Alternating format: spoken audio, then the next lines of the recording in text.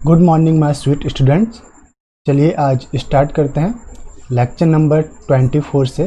Lecture number 24 के अंदर हमें स्टडी करना है रिमोट अटैक के बारे में। तो कोऑर्डिनेशन केमिस्ट्री के अंदर रिमोट अटैक रिएक्शन क्या होती है। ओके, तो रिमोट अटैक में क्या होता है आपका कि एम्बिडेंटेड लिगेंड इसके अंदर इंक्लूड रहते हैं। एम्बिडेंटेड लिगेंड लाइक NCS है, NO2 है। अब NCS के अंदर नाइट्रोजन एंड सल्फर दो आपके बाइंडिंग एटम होंगे।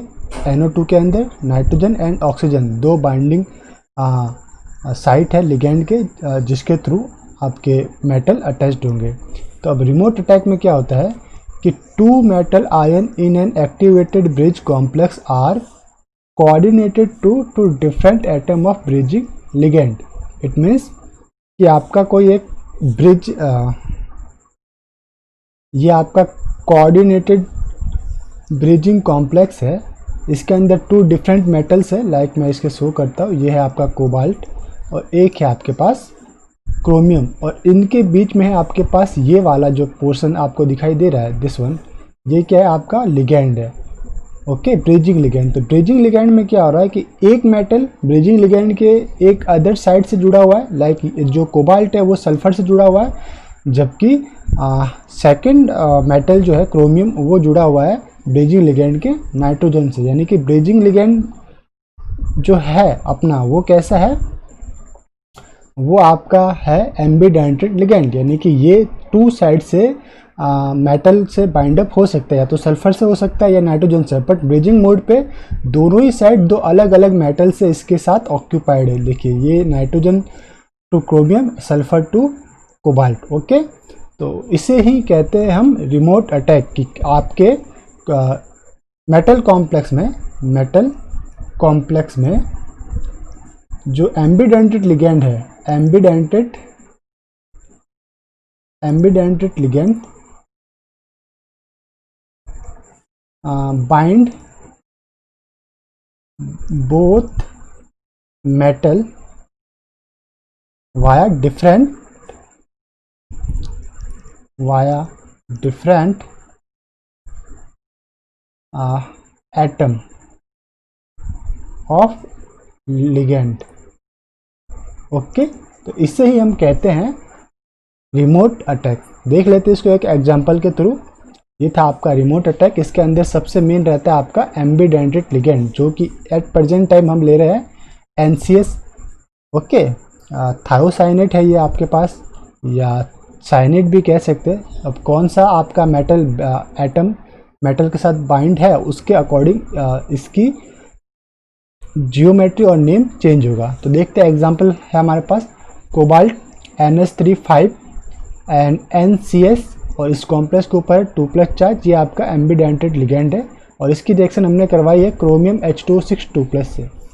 अब कोबाल्ट कौन से ऑक्सीडेशन स्टेट में, कोबाल्ट 3 ऑक्सीडेशन स्टेट में +3, तो ये रहेगा आपका D6 केस, और D6 में भी कौन सा, लो स्पिन कॉन्फ़िगरेशन में ये रहेगा। क्रोमियम 2+ चार्ज है, तो ये सेकंड ऑक्सीडेशन स्टेट में, and D4 case high spin के अंदर ये रहेगा। रिएक्शन होने पे क्या बनेगा आपके पास, रिएक्शन होने पे बनेगा ये दिस वन।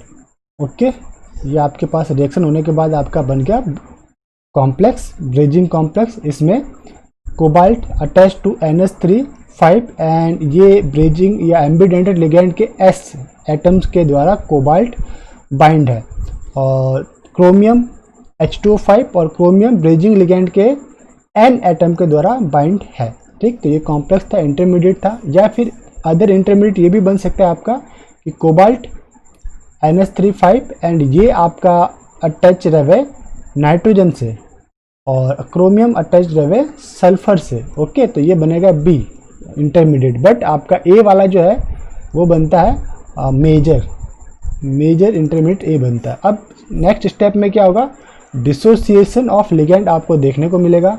तो लिगेंड डिसोसिएट हो जाएगा। पहले जिस मतलब मेटल के साथ था ये, उस मेटल के साथ ये बाहर निकलेगा, और सेकंड वाले मेटल के साथ या सेकंड कॉम्प्लेक्स का जो मेटल था उसके साथ भी कुछ पोर्शन बाहर निकलेगा। तो देखिए अपने पास क्या आएगा कि क्रोमियम H2O5 HCN N2+, यानी कि पहले जो ये लिगेंड था, ब्रिजिंग लिगेंड जो आपको देख रहे हो HCN, वो था कोबाल्ट के साथ, बट प्रोडक्ट में अब किसके साथ निकलेगा, सेकंड कॉम्प्लेक्स जो हमने इसकी रिएक्शन करवाई थी क्रोमियम H2O6 के साथ, तो इसके साथ ये एम्बिडेंटेड लिगेंड अटैच होके कॉम्प्लेक्स के साथ डिसोसिएट होगा। तो था क्रोमियम H2O5 HCN, और कौन सी इसका एटम पर्टिकुलर क्रोमियम से अटैच्ड है, तो वो है आपका N एटम, यानी एम्बिडेंटेड लिगेंड का N एटम मेटल के साथ एज अ डोनर के रूप में अटैच्ड है। और ये एक रहेगा आपका पर्पल कलर, 70% हमको रहता है ये प्रोडक्ट, और इसका जो लैम्डा मैक्स है वो रहती है डिक्रीज। ओके, और एक और मिलेगा आपको, एक मिलेगा क्रोमियम H2O5 HCN, इसमें लिगेंड का S एटम क्रोमियम के साथ अटैच्ड है। ओके, लिगेंड का S एटम क्रोमियम से अटैच्ड है, और 2+ चार्ज ये मिलता है आपको 30%। कलर कैसा रहता है इसका, येलो कलर में रहता है, और लैम्डा मैक्स इसकी रहती है हाई। तो दोनों में ही हम डिफ्रेंशिएट कर पाएंगे कि एक जो कॉम्प्लेक्स है उसमें क्रोमियम एम्बिडेंटेड लिगेंड के N से जुड़ा हुआ है, और सेकंड के अंदर क्रोमियम एम्बिडेंटेड लिगेंड के S से जुड़ा हुआ है। और मोर प्रोडक्ट कौन सा बनता है, जिसके अंदर N आपके मेटल के साथ जुड़ा हुआ है। तो चलिए इसके नीचे है हमारे पास like chromium NO2, and thermodynamically ये स्टेबल है आपके पास, जबकि क्रोमियम ONO ये काइनेटिकली स्टेबल रहता है। NO2 मीन्स जो क्रोमियम के साथ N atom as a donor की तरह अटैच्ड है, जबकि ONO के अंदर क्रोमियम ऑक्सीजन के साथ अटैच्ड है, तो ये रहता है आपका काइनेटिकली स्टेबल। अब हमारे पास एक केस स्टडी है, केस स्टडी में देख लेते हैं कि लैंथेनॉइड सीरीज के जो मेटल्स रहते हैं, अगर वो आपके इंटरमीडिएट एक्टिवेटेड कॉम्प्लेक्स बनाते हैं और उस कॉम्प्लेक्स में ब्रिजिंग लिगेंड की साइज इंक्रीज होती है, तो आपकी रेट ऑफ रिएक्शन डिक्रीज रहेगी। ओके, क्या रहेगी, रेट ऑफ रिएक्शन आपकी डिक्रीज रहेगी। कब, जब लिगेंड की साइज इंक्रीज देखने को मिलेगा, तो रेट ऑफ रिएक्शन डिक्रीज। इसके एग्जांपल के थ्रू समझ लेते हैं, इसके ऊपर बेस्ड क्वेश्चन प्रीवियस ईयर पूछा गया था। ओके, एक है हमारे पास कोबाल्ट NH35XX, कोई भी हैलोजन फैमिली का लिगेंड है और 2+ चार्ज है, तो कोबाल्ट रहेगा आपका D3 कंडीशन, यानी कि कोबाल्ट +3 ऑक्सीडेशन स्टेट में रहेगा, वो रहेगा आपका D6 लो स्पिन, और X की जगह हम ले सकते हैं क्लोरीन, ब्रोमीन, आयोडीन। तीनों की साइज डिफ्रेंशिएट करेगी तो इनकी रेट डिफ्रेंशिएट करेगी। और लैंथेनॉइड सीरीज का हमने एक कॉम्प्लेक्स लिया यूरेनियम एक्वा कॉम्प्लेक्स, ये आपका समथिंग इस टाइप से आप इसे रिप्रेजेंट कर सकते हैं, uranium H2O6 and 2+ charge. Okay, uranium aqua complex से रिएक्शन हुई हमारे पास, तो क्या बनेगा आपके पास, इंटरमीडिएट बनेगा NH35CO, और ये ब्रिजिंग मोड के अंदर क्या आएगा, हैलोजन, और यूरोपियम H2O5 एंड 4+ पूरा का पूरा चार्ज, ये जो फुल चार्ज है वो दोनों कॉम्प्लेक्स के ऊपर चार्ज है, उसको ऐड कर दो, तो ये 4+ चार्ज आ गया। अब क्या होगा, इलेक्ट्रॉन ट्रांसफर होगा।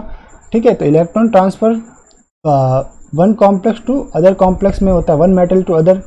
तो ये जो रिएक्शन रेट है, इलेक्ट्रॉन ट्रांसफर रिएक्शन है, वो किसके लिए ज़्यादा होगी, तो वो रहेगी अगर इस ब्रिजिंग मोड पे लोअर साइज लिगेंड है लाइक क्लोरीन, तो उसकी रिएक्शन ज़्यादा होगी कंपेयर टू ब्रोमीन के, कंपेयर टू आयोडीन के। तो ये रेट ऑफ रिएक्शन है आपका, ऑर्डर है, या rate of reaction order, rate of reaction order आपका ये लिखा हुआ है। क्लोरीन जब होगा तो greater than Br, greater than iodine. अब इसी के ऊपर बेस्ड एक क्वेश्चन है प्रीवियस ईयर का। Okay, arrange the electron transfer reaction rate order. ठीक है, तो इसे देख लेते हैं। पहला है आपके पास A complex cobalt NH35Cl and 2+ charge plus europium EU 2+ aqua complex, and B complex है आपके पास cobalt NH35Br 2+ and europium aqua complex है, एंड सी कॉम्प्लेक्स है कोबाल्ट NH35 आयोडीन 2+, एंड इसकी रिएक्शन करवाइए यूरोपियम 2+ एक्वा कॉम्प्लेक्स से। तो पहला चीज़ तो क्या है कि इन दोनों मतलब इस पार्ट और इस पार्ट के रिएक्शन बनने से हमको क्या मिलेगा, इंटरमीडिएट बनेगा। इंटरमीडिएट कैसा मिलेगा, दिस टाइप का बनेगा। ठीक है, यूरोपियम, हैलोजन और मेटल जो भी है हमारे पास। यहाँ मेटल तो सिर्फ सेम है, यानी ये पार्ट तो सभी में सेम आ रहा है, दिस वन, ये पार्ट आपका सेम है। चेंज क्या है, ये type of ligand size change है आपकी, तो ये एक्स की साइज चेंज होगी। ओके, तो एक्स की साइज अगर डिक्रीज होगी तो थर्मल स्टेबिलिटी आपको क्या देखने को मिलेगी, इंक्रीज देखने को मिलेगी। Thermal stability increase and rate of reaction increase. तो जैसा कि मैंने ऊपर भी बताया कि अगर आपकी अगर अकॉर्डिंग टू साइज के अकॉर्डिंग अगर मैं इन्हें अरेंज करूँ लिगेंड को, तो chlorine is less than bromine is less than iodine.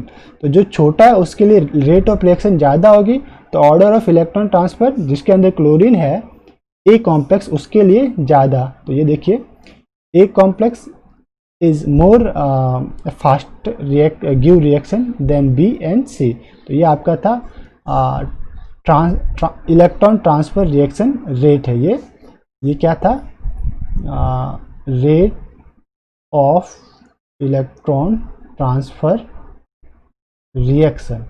Okay, तो ये क्वेश्चन आपका सॉल्व हो गया। तो इस टाइप से आपको रिमोट अटैक पर्टिकुलर टॉपिक है, रिमोट अटैक में से क्वेश्चन कई बार पूछा जाता है। तो आई होप आपको याद रखना है कि रिमोट अटैक मीन्स आपके कॉम्प्लेक्स में एम्बिडेंटेड लिगेंड है, और वो एम्बिडेंटेड लिगेंड कॉम्प्लेक्स में जो इंटरमीडिएट बनेगा उन इंटरमीडिएट के अंदर लाइक दिस, ये इंटरमीडिएट के अंदर दोनों ही मेटल से उसकी बाइंडिंग अलग अलग रहेगी। तो इसे यहीं पे स्टॉप करते हैं, मिलते हैं नेक्स्ट लेक्चर में। तब तक के लिए हैव अ नाइस डे, खुश रहिए, मुस्कुराते रहिए।